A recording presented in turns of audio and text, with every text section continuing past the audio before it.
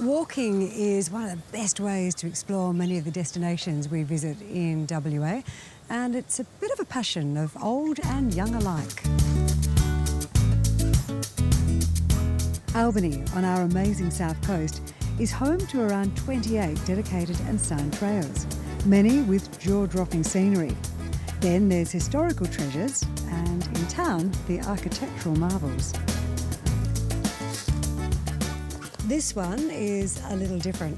It's not a hard walk by any stretch of the imagination. The guidebooks say no bushwalking experience needed. And if you like a fish, you could always bring a rod and catch your dinner along the way. It is, however, 14 kilometres long, so no time like the present. This is the Luke Penn Walk, 16 kilometres from Albany on the lower Kogan River. While the tourist guides say it's a 14k return walk, the official sign here says 11k's. By the way, it's not an overly difficult trail. If you want to make it a shorter one and have two cars, my advice, simply drop one car at the other end. So, who was Luke Penn?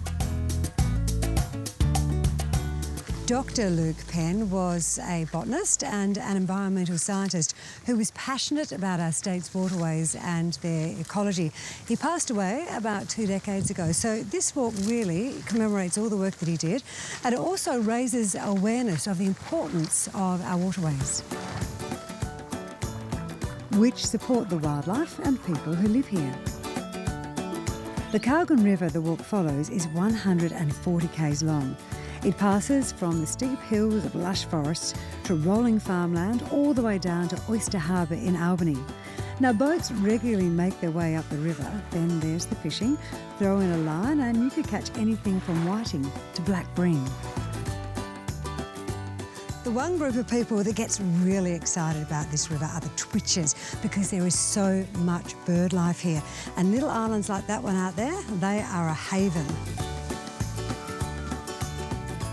And then there's this one, easier to get a closer look at. This giant kingfisher was designed and created by local artist Timothy Booth. There's a lot of little bridges to cross and changes in vegetation along the way, so you always have something new to see. And keep an eye out for the wildlife, native and not so native. The Luke Penn Walk is a really pretty amble. We're only halfway through at this point, seeing some really, really interesting things. What I wouldn't give for a fishing rod, or I'd love a kayak as well. Right now though, if I want to get to the end before dark, on my way.